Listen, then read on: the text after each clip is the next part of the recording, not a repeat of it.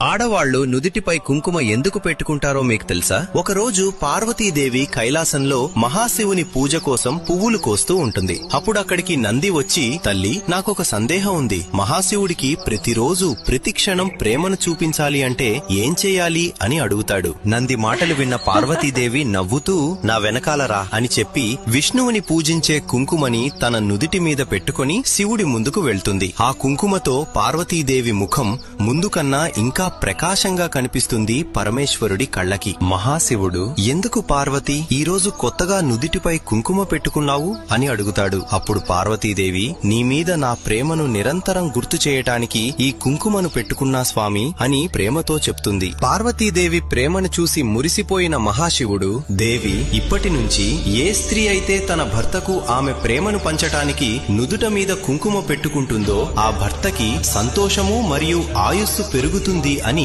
వరమిస్తాడు. అందుకే ఆ రోజు నుంచి ఈ రోజు వరకు ఆడవాళ్లు నుదుట మీద కుంకుమ పెట్టుకుంటూ వారి భర్తల ఆయుస్సుని పెంచుతున్నారు.